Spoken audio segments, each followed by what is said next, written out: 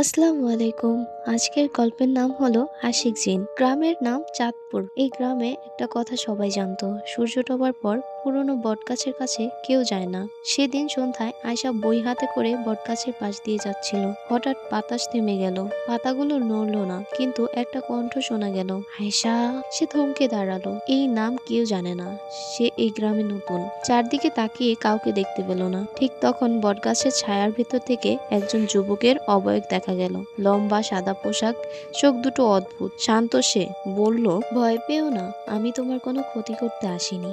আয়েশার গলা শুকিয়ে গেল। তুমি কে? লোকটা একটু হেসে বলল, আমার নাম আশিক। হঠাৎ দূরে মসজিদের আজান ভেসে এলো। সেই শব্দ শোনা মাত্র লোকটার চেহারা ফিকে হয়ে গেল। সে তাড়াতাড়ি বলল, আমি আবার আসবো, কিন্তু কাউকে বলবে না, কারণ আমি মানুষ নই। এই কথা বলেই সে হাওয়ার মতো মিলিয়ে গেল। আয়েশা একা দাঁড়িয়ে রইল। তার হাতের বইয়ের পাতায় হঠাৎ একটা লাইন ফুটে উঠল, জিনের ভালোবাসা সহজ নয়। সেই রাতেই আয়েশা বুঝলো তার জীবন আর আগের মতো থাকবে না। এরপর কি হলো জানতে কমেন্টে অবশ্যই জানিও। Bye bye.